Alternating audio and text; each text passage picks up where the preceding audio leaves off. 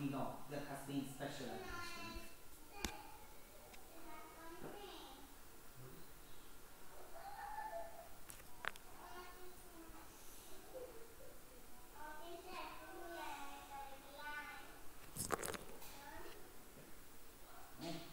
Okay. Is this online? Yes, it is online, I think so.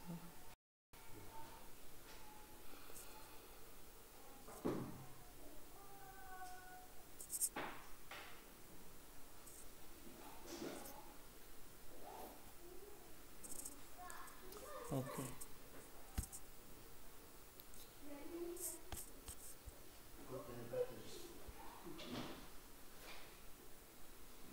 So, how long is Ezra going to spend his time? Yeah, I'm not sure. He's, I think till the end of this year, till the end of 2018. That's what his company asked him. And then further on, they think I'm not sure whether he's negotiating with his company. They obviously want him here because he's doing great service for them. But I think who needs to, Ezra. Okay. Yeah, he needs They to. want to probably or best candidate to lead prayers next week. Yes, that's the plan. That's the plan. Him and Richard. Richard said he'll lead dessert. Oh, they really communicate well, you know. Yeah. Oh, Richard communicates well with everyone. Okay. I wonder who else is coming today. Ido said he'll come. Let's see if Guy is coming. I'll close the door. What's going on here?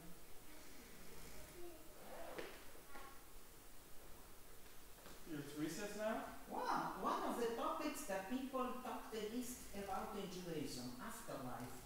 It's impressive how little is talked. Sometimes I have difficulty with talking with Christian friends who know the theologians. You know, Christian theology is very precise and very detailed about afterlife.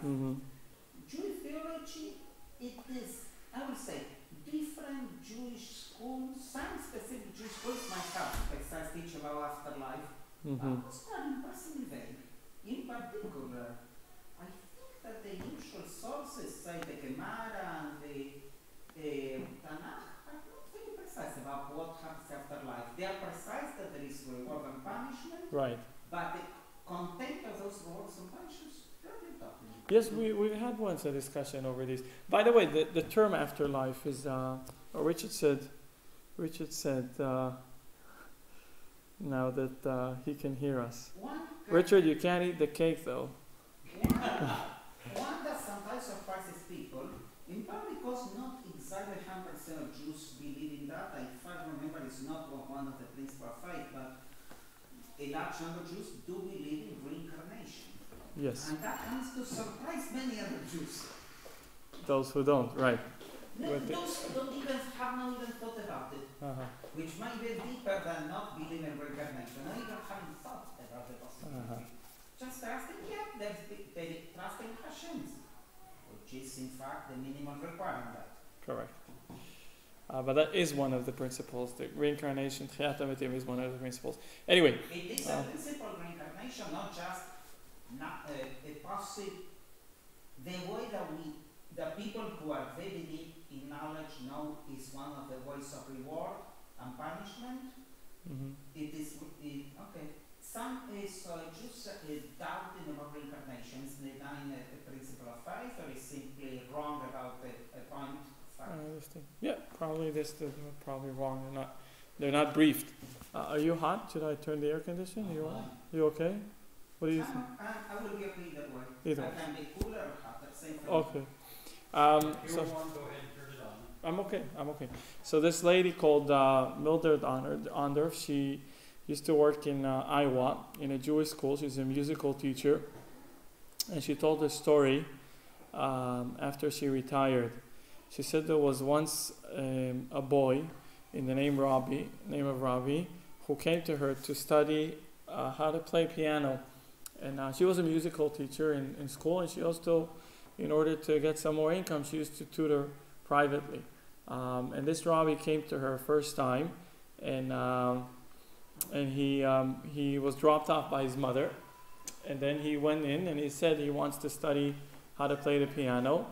And he says he wants that one day his mother is going to hear him play. So the teacher, he was a little older than usual. He was it 8 or 9 years old? And that teacher said that you have to start at a much younger age in order to get the principles of music and get the notes right. But she still took him. I guess she needed the income. And it turns out it was a dreadful mistake because he was completely not getting it. He was not qualified for it. He did not have the right intonation. He wasn't sure what he was doing, but he was very persistent and very diligent. And he continued on investing, and she used to see his mother drop him off, never had a word with her. She used to see her from the window, coming in. He would go study with her and then go back home. And then it was quite of a difficult time for her because, first of all, it seemed like he was completely not getting it, and second, it also gave her bad advertisement. Every teacher wants all his students to be successful. Every teacher wants to get statistics. What? No.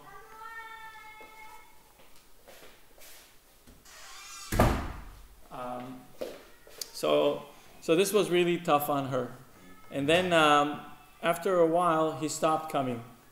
And when he stopped coming, she later said that she felt a little more ease for the fact he's not coming. Still, after about several months or a year of practice, she organized this recital for all of her students, and she sent invitations to everyone, and she also sent invitation to Robbie's house.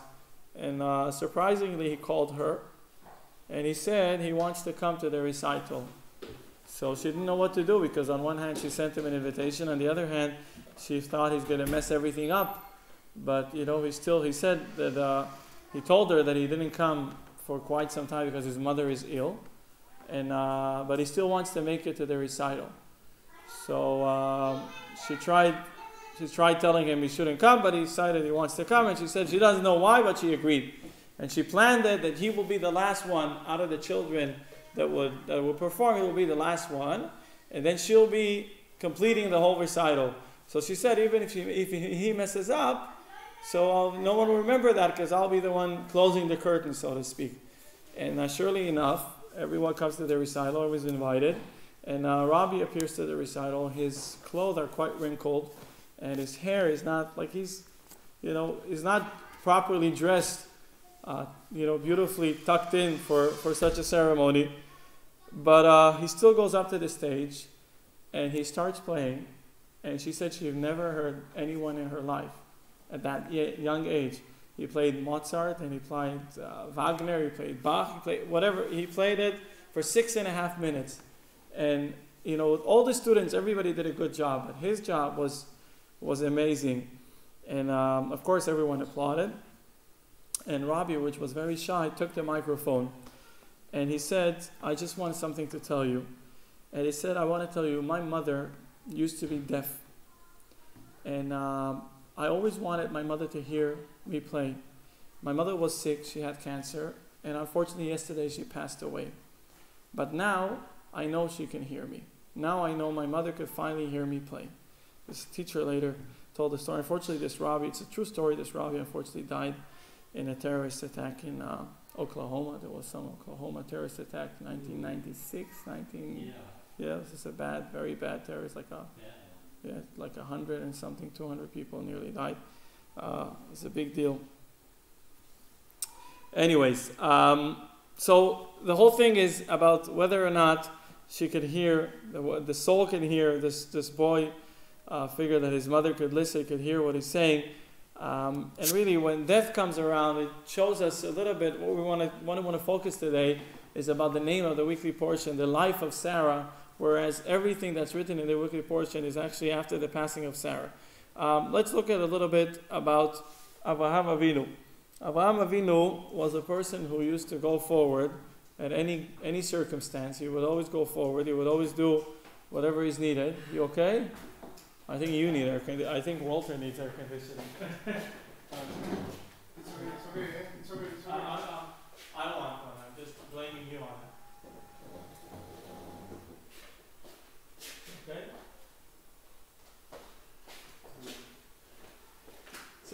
Avinu was a person who would give everything for God. He did everything he could. And he was a warrior. He was a fighter. He was a pioneer. He was someone who marches forward at any given time. We spoke last week about the binding of Isaac, how Abraham approached it, in what way, and how, everything that he did was actually to affect us, was actually to teach us what needs to be done. And let's look. Avraham Avinu was put through 10 trials, 10 tests. This is what Pirkei Avot, ethics of our father. With 10 tests, our father Abraham was tested, and he withstood them all in order to make known how great was the father Abraham's love for God. Now, there's several opinions of what were the 10 tests. The first test is not even described in the Torah. It's only brought in the oral Torah about Abraham jumping into the fire, or being tossed into the fire by Nimrod, protecting his own faith, protecting monotheism, and the idea that there's such a thing as a God and one God. But after that, there's several opinions of what was the second, third, fifth, and the 10th test. Most opinions say the 10th test was the test binding of Isaac. But I read somewhere else in Abenu Yonah, he says like this: the 10th test was the burial of Sarah. As it was said to him, "Up, walk about the land through its length and its breadth, for I give it to you." But when searching for a place to bury his wife, he couldn't find. Yet never questioned God about it. So Abraham, God promised him the whole land. He told him everything is going to be yours. This is your land. This is your country. So you would think it will be so easy for him to get along, but wanting to bury his wife, he didn't have a place to bury her. He didn't know where to bury her. And this is what the Midrash says: "Come and behold the humility of Abraham. God had promised him to give him and his descendants the land, and now he had to purchase a grave for his wife. Yet he never challenged God over it. Even more so, he was humble with the residents of the land and said to them, 'I am a resident alien among you. Sell me a burial site among you, so that I may remove my dead for burial.'" Now understand better the words of the king. He said about the land he acquired, that he had inherited, fought for it, and purchased it. Well, we did all three. In this moment, we purchased it. Correct. And he did it actually for generations to come. That's one of the evidence that's written in the Torah, that Israel belongs to the Jews. Abraham, although was promised by God, but he went ahead and bought it. Jacob bought the land in Israel. David bought the land in Israel. So you're right. The conquering, the owning, the inheriting is one thing, but even purchasing, that's something no one could doubt. So this is what the Midrash says. Abraham Avinu was tested by God. He was promised the whole land, and yet when he coming to bury his wife, you would have think, but then he went ahead and bought this piece of land in order to bury her. This brings us to what we started earlier, speaking about the life of Sarah.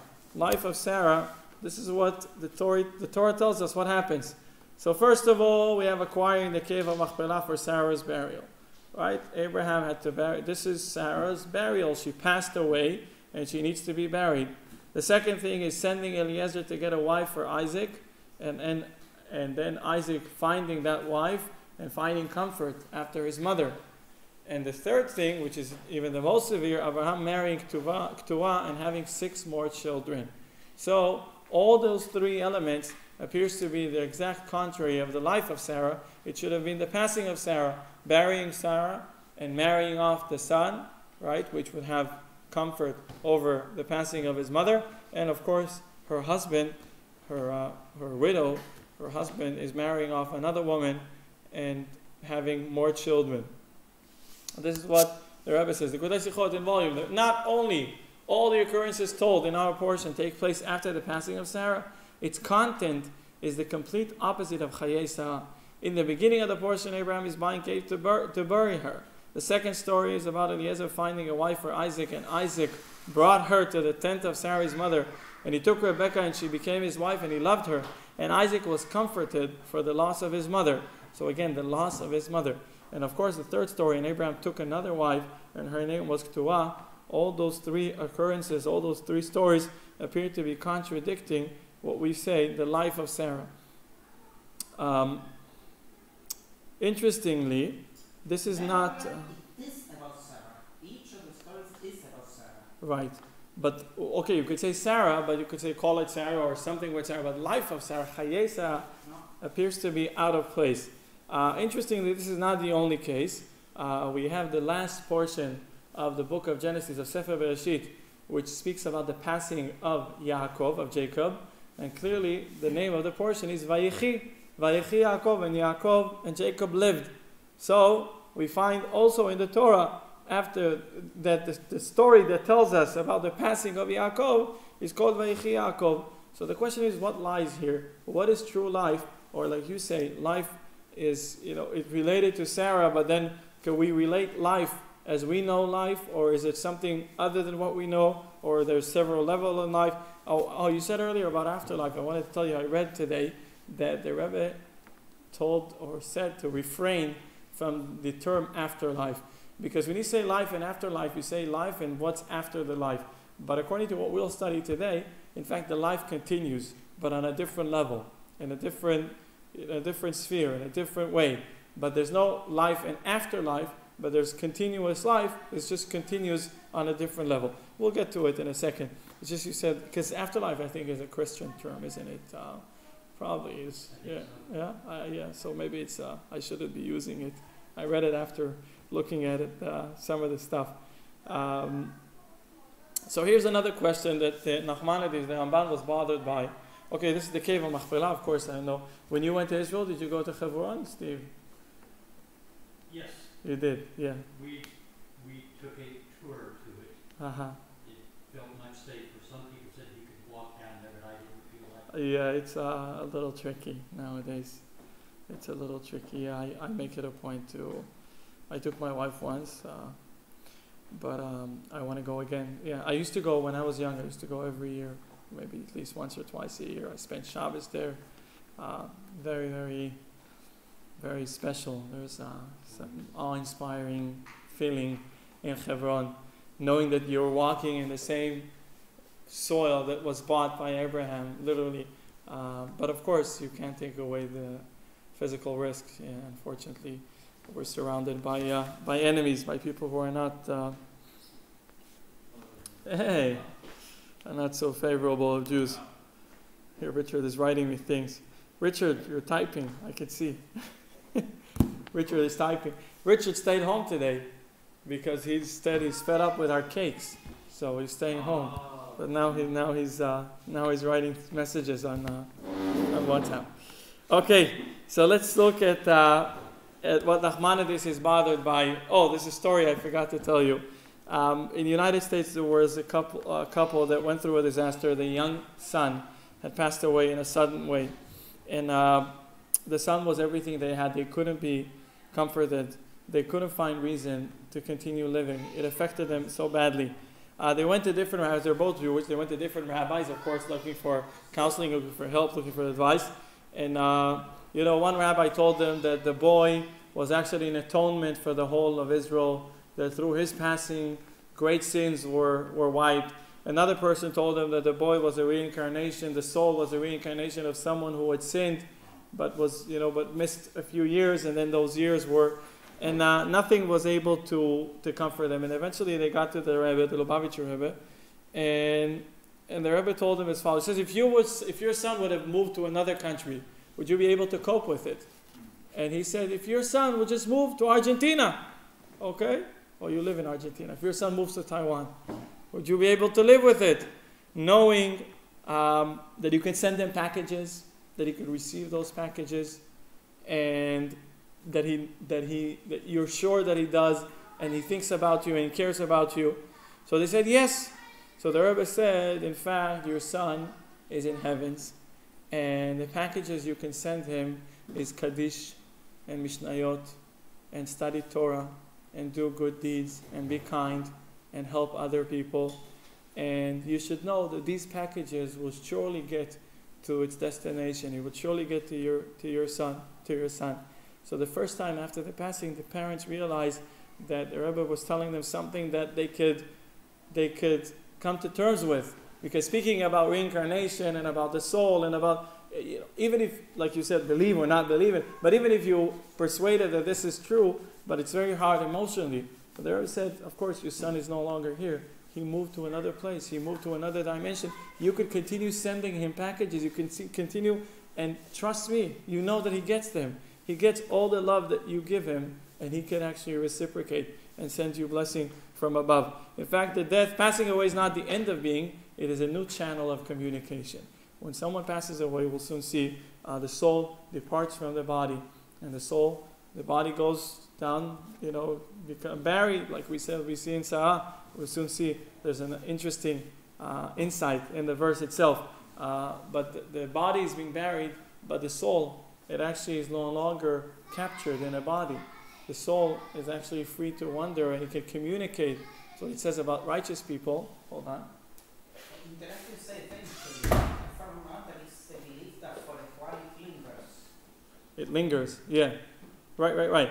I was about to say about the righteous people that when a righteous person passes away, then in fact it's somewhat of an upgrade, where if you wanted to see the righteous person prior to that, you had to go to them, you have to speak to them, you have to be in physical contact with them. Whereas when they pass away, their soul continues to be here, but the soul is no longer limited, no longer enclosed in a body.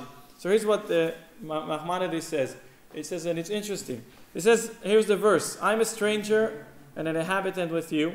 Give me a burial property with you, so that I may bury my dead from before me. Look at this, the emphasis, before me. And he spoke with them, saying, it is your will that I bury my dead from before me. Listen to me and entreat for me to Ephron, the son of Tzocha. Okay, so Avraham Avinu wanting to bury Sarah, and he stresses 2 times in 2 different verses, from before me. What is this before me? In front of me? What is it? So Maimonides says, if it is really your will, I will not bury my dead anywhere else. So if you wish to help me, intercede for me with Ephron. Maimonides says that Abraham actually threatened. He said, I need a place to bury her, and this is the place. By the way, he bought this cave, but in fact the cave was already somewhat in his possession.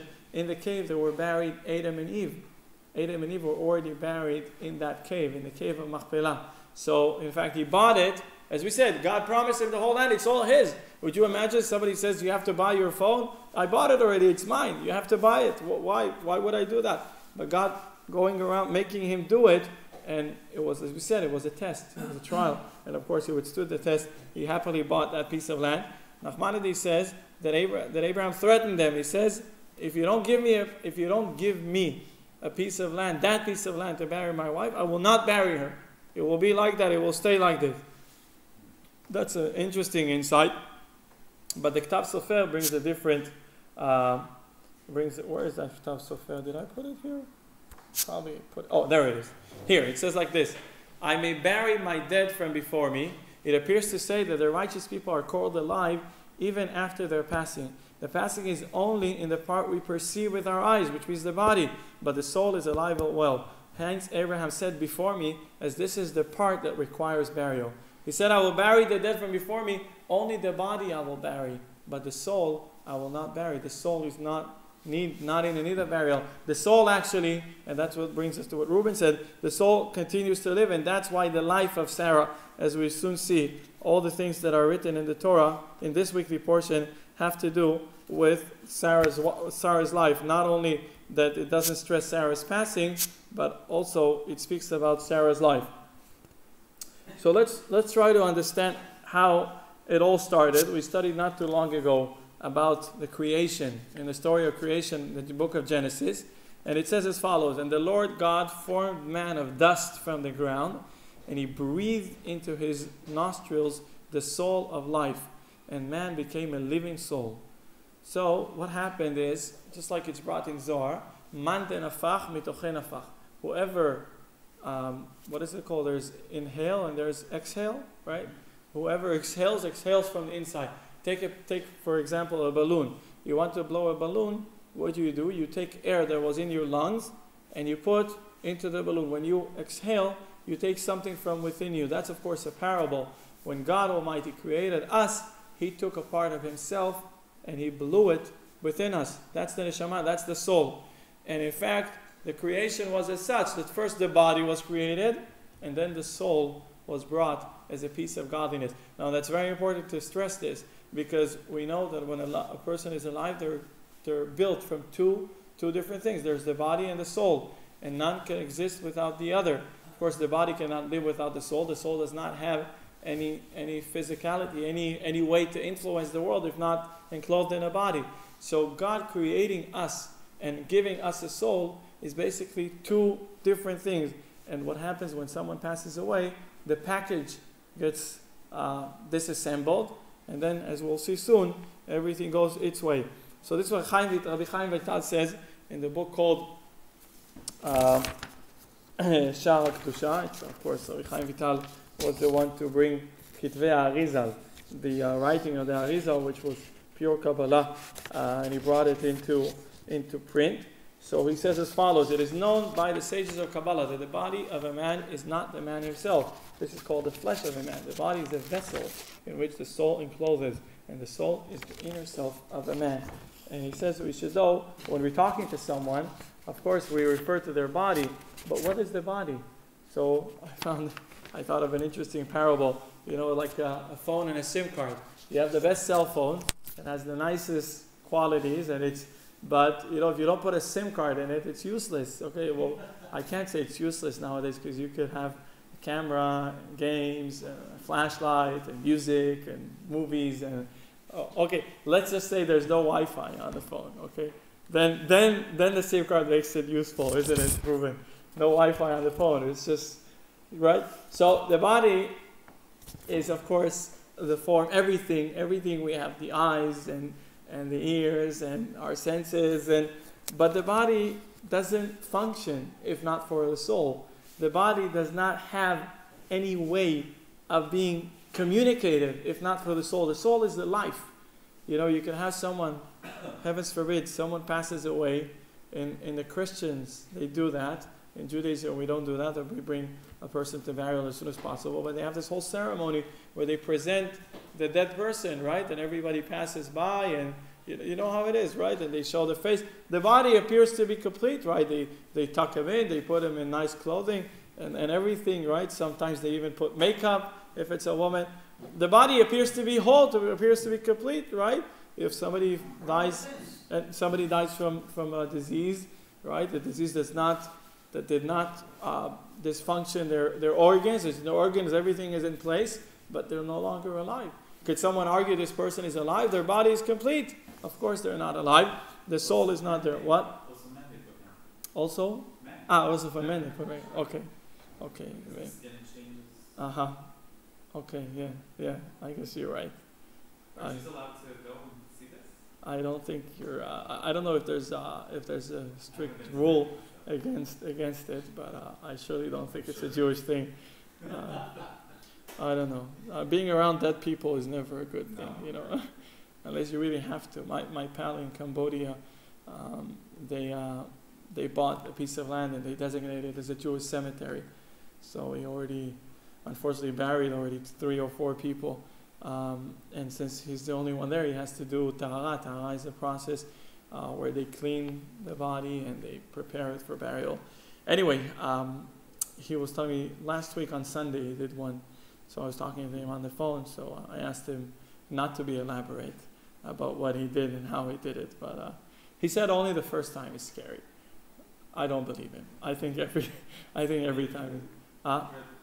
Prepare the body for burial. You have to wash the body. There's a few things that are done that are not so easy. So he actually did one on last Sunday. There was someone who passed away.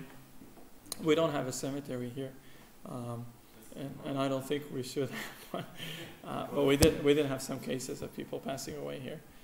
We had a guy passed away in a hotel room, and sent him back to the United States. Interesting. So you don't have to No, not for me. I have a very weak heart. I don't. Shechting I could do. They're related. Shechting is usually related to circumcision. Yeah. But if you mess up a chicken, no. That's what I'm saying. If you mess up a chicken, it's okay. You mess up a chicken.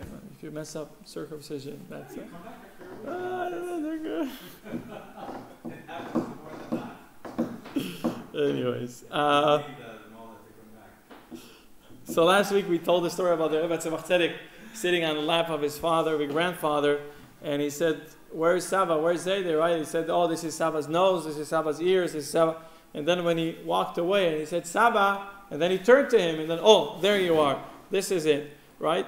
And just like the body and the soul were formed in two different stages, also along their life, throughout the life, they're also continuing, they're working together, but each one on their own, right? It's like software and hardware, if you'd like a little more parable of Reuben's world.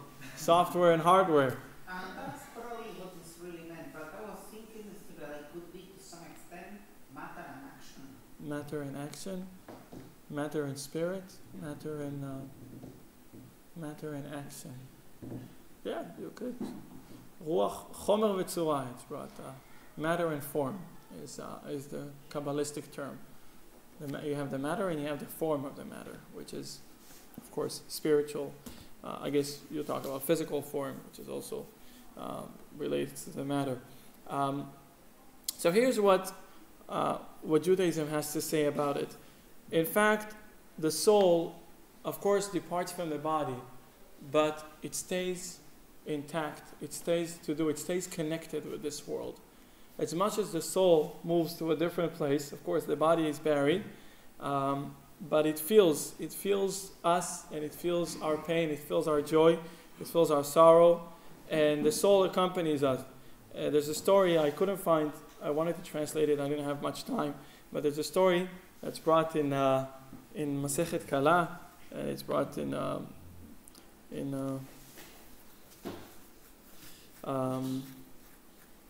it's brought about Rabbi Akiva. Rabbi Akiva was once in his dream, and he saw a naked person who was all covered with black, with coal, and he carried on his head a big load of whatever it was, and he was running very fast. So Rabbi Akiva asked him, why are you running so fast? Why are you working so hard? Are you a slave? He said, if you're a slave, I'll pay your master and I'll release you. And if you are just poor, I'll give you money and you won't have to work so hard. So the man said to Rabbi Akiva, this all happens in Rabbi Akiva's dream. The man said to Rabbi Akiva, do not hold me down, because the ones who are in charge of me will get very upset, very angry. And he told them that he is actually a dead person, and every day he's being sent to chop wood, and that those wood are used to burn him. Rabbi Akiva says to this man, what did you do in this world that you have merited, so to speak, such a punishment? So he told him, I used to be a tax collector, and I used to, don't say all IRS are meant to go to hell. Some of them surely do, but I used to be a tax collector, and I used to give special deals to the rich people, and I used to abuse and exploit poor people, and so much so that even some people died from my exploitation, for the fact I literally took away all their funds, all their money, and they couldn't provide for themselves or their families. Remember that in some of those old empires, tax collection was a franchise. Was a franchise? Yeah, absolutely. Some of them had to give. Yeah. So he said, is there hope for you? Rabbi Akiva is asking this dead person, is there hope for you? And he said, I heard something, that's what the dead person says to him, that if I had a son who would stand and say Kaddish and say Baruch et Hashem Avorach, then I will be dismissed from this world. Wow. And he said, do you have a son? He said, when I died, my wife was pregnant, and I don't know whether something was born, whether it was a son and whether it was a daughter, if that boy or that girl were ever taught Torah. So Rabbi Akiva was in great sorrow, and he went to the place. He asked him where he came from. He went to the place, and he asked people, did you know Mr. So-and-so? And whoever he asked was giving so harsh words, so bad swear words over this individual. He was such a cruel and vicious individual. He did everything he can to harm people and to hurt people. And he asked, do you know where his wife? And he found his wife. And he asked his wife, and she said, oh, thank goodness he's dead. He was such a bad person. And he said, when he died, you were pregnant. What did you have? And she said, I have a boy. And she said, he said, did anyone circumcise the boy? She said, no one circumcised the boy. And of course, he didn't know anything about Torah. Rabbi Akiva took the boy and circumcised him and set him with him and learned and studied with him Torah. And the boy was not able to receive the Torah, to understand the Torah. He was completely out of it. And 40 days, Rabbi Akiva was sitting in fast and praying to God that he would be able to teach the boy at least to pronounce a few words in Hebrew, to pronounce the Kaddish.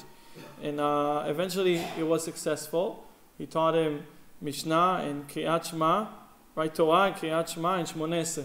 He taught him Stam Torah, to say the Shema and to do Shmonese. And then he stood him in front of the crowd, of the congregation, and he made him say, Baruch et Hashem Avoah. He made him say, blessed is the Lord who is blessed.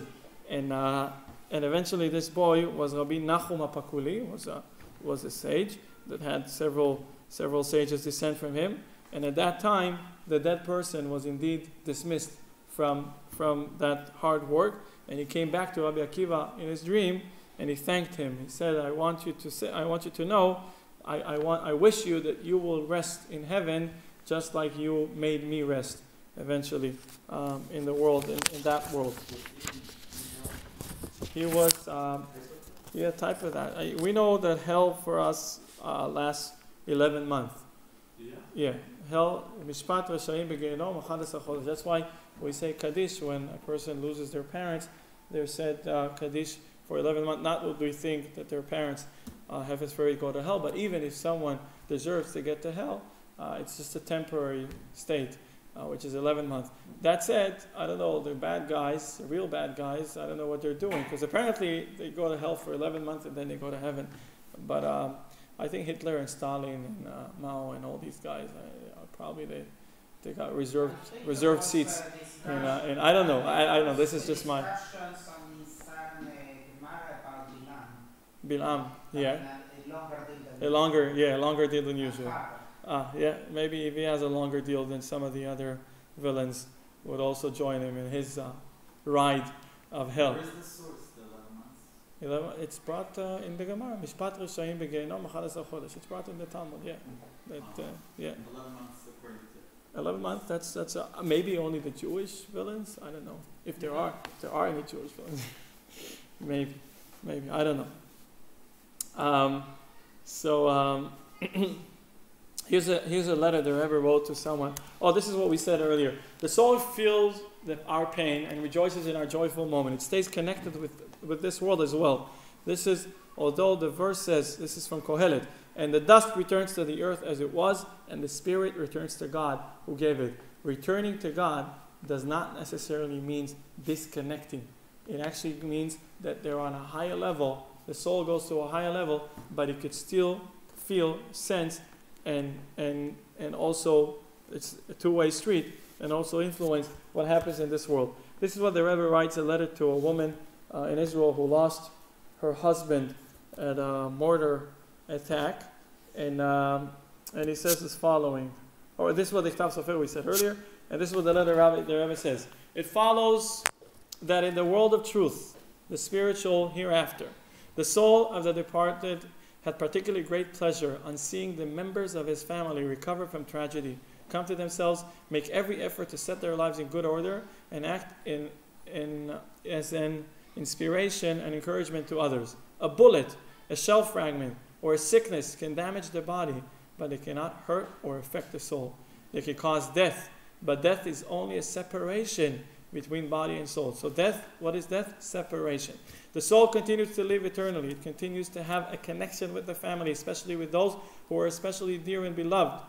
It shares in their distress and rejoices in every joyous event in a family. It is only that the members of the family living in the earthly world cannot see the soul's reaction with their flesh and blood eyes, nor can they touch or feel it with their hands, for the physical connection has been broken.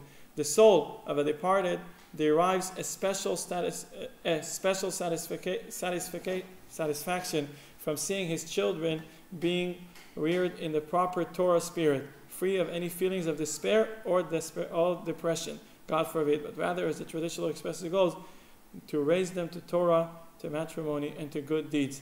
So he says to this woman, of course, which was deeply affected by the loss of her husband, he says that what happens now is that your husband is in heavens and he's looking for you to start rejoicing, to start living your life, because when you rejoice, he rejoices with you. When you are in stress, he is in stress with you.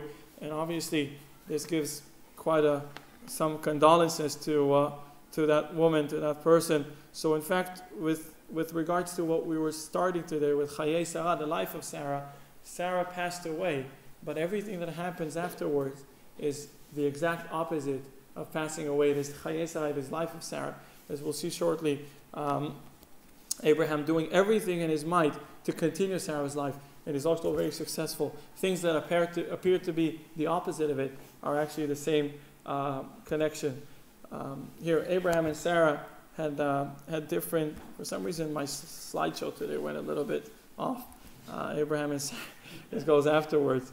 I wanted to tell you a story for this. Oh, with Dvir Manuelov. Okay, Dvir Manuelov was 22 years old. He passed away 2011. Was it 2010? Cast Lead was an operation by the Israeli army where they went into Gaza.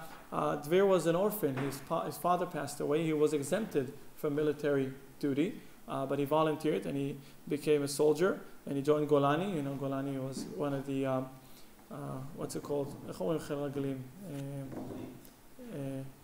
Not infant. No, I forgot. No, like the guy, not the guys who go walk, the guys who infantry, right? So he joined Golani, which was one of the elite units of Chilak Lib. And a moment before entering Gaza, he sent a message to his mother. He says, "Dear Ima, dear whatever, guard yourself. We're going to go in for the sake of Am Yisrael, of the Jewish people." Shortly after he passed away, several months passed, and in his birthday, the birthday of Dvir, which is Vav of Av, 6 of Av, his mother went to his burial place in Har Herzl, where there's a lot of the soldiers that are buried. She came back home. The house was empty. Her husband, as we said, passed away. Dvir just died, and her daughters were not there. She felt very lonely, and she, of course, cried a lot. And she cried to God and said, "Just give me a sign that you care about me. Give me a sign that there's a hope. Give me a sign that there's a reason for me to continue living."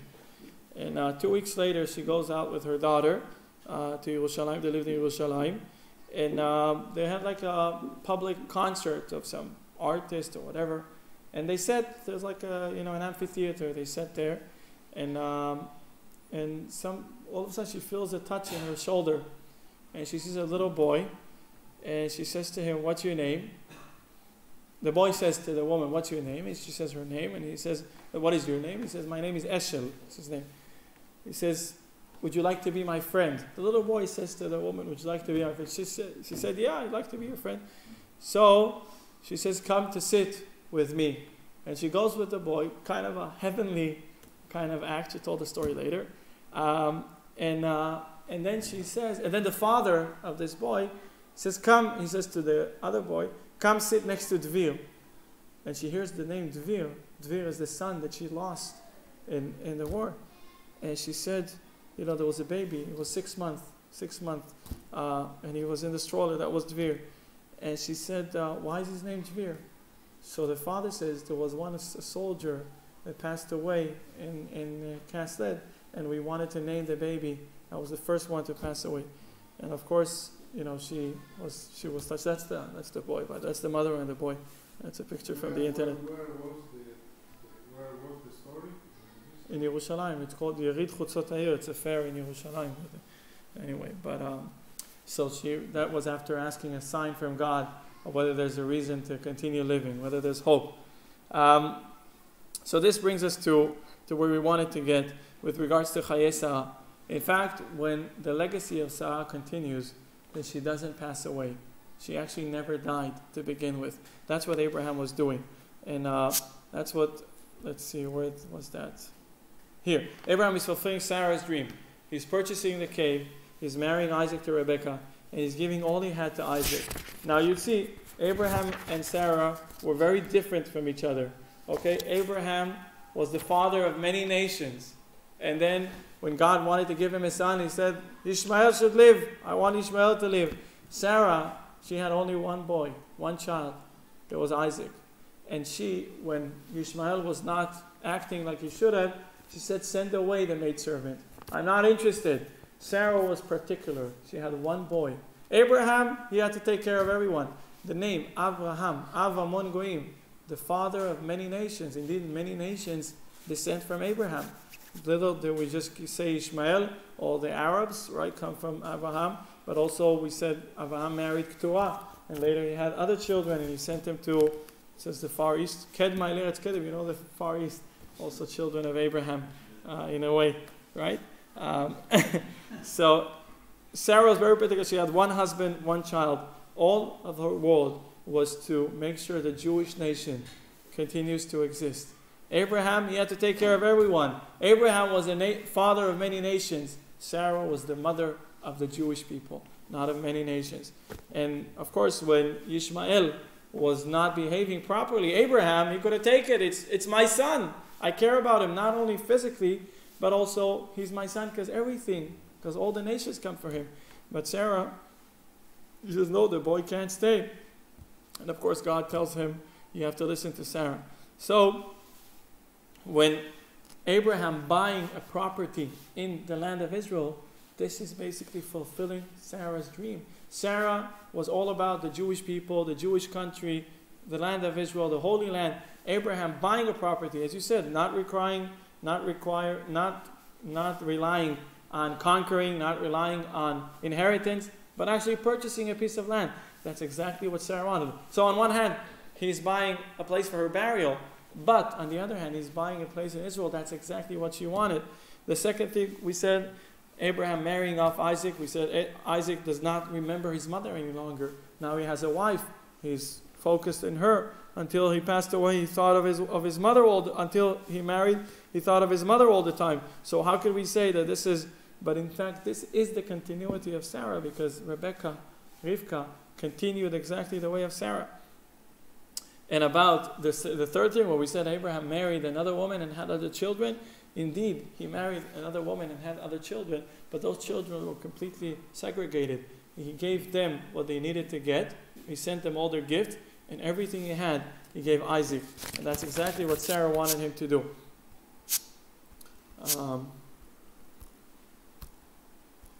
Here. So purchasing the cave, marrying Isaac to Rebekah, and giving all he had to Isaac are the three things that apparently seemed contradictory to Sarah's life, to Chayei Sarah, but in fact it is exactly what Sarah wanted.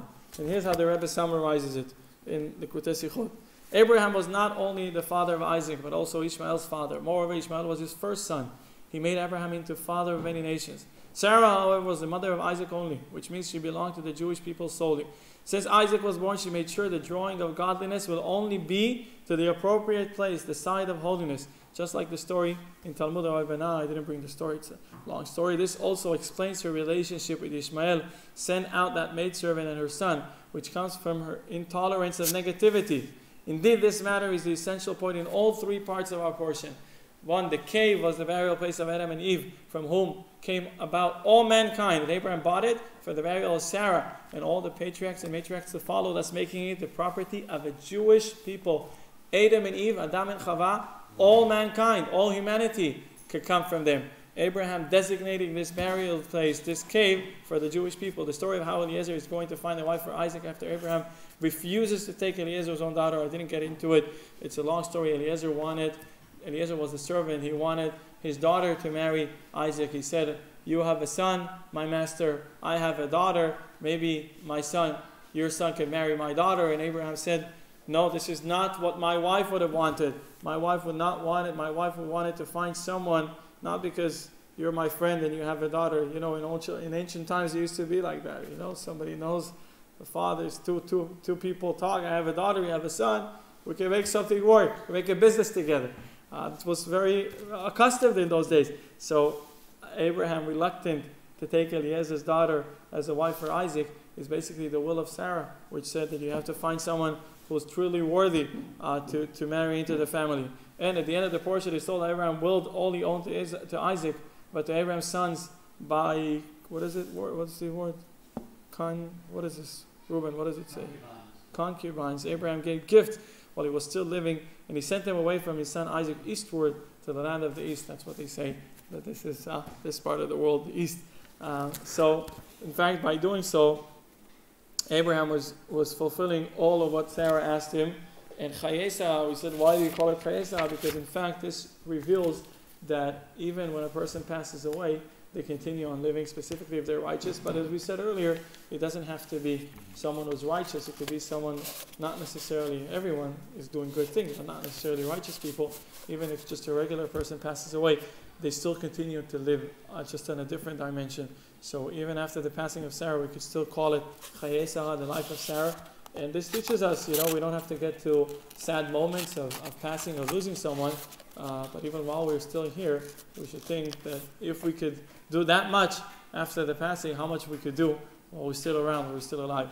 So God should help us to make it work. The connection of this to where I'm traveling tomorrow, the fact that we're not learning tomorrow is because I'll be on the plane. I'm going to New York, and in fact, we find it very, very interesting that it's always this weekly portion that we have the conference, because of course the Rebbe, passed in 1994, but we could say everything about him besides that he's dead, because everything shows that he's alive and that all that he wanted to happen is happening, and even more in such a way that until 1994 there were maybe 1,000 or less than 1,000 Chabad houses, and now there's nearly 6,000. So you could imagine the growth, and you can't but think about the beauty. It's this portion that speaks about the passing of a great man or great woman, and the continuity after their passing. And you see now I'm going, and people have a hard time to understand it. Oh, where are you going to the Rebbe? The Rebbe long passed, but it's been more than 25 years now. But still, we could see that not only it's becoming weaker, it's actually becoming even stronger and more powerful, because it's real, because it's true. If it's not true, it would have deteriorated. It would just die slowly or fast. But because it's real, it's going upwards. The graph is going only one direction, which is upwards. The effect that the Rebbe has over millions of Jews is actually greater every day, through his emissaries, through his work, through his Torah, through everything that he gave us and continue to give us. So I think going to New York and being in his burial place in this weekly portion is actually a divine providence, and it means a lot. So that's why I'm traveling. And of course, I'll be happy to pray on your behalf, on our behalf, to the success of everyone individually and to the success of us all globally, hopefully, in Taiwan and in Israel and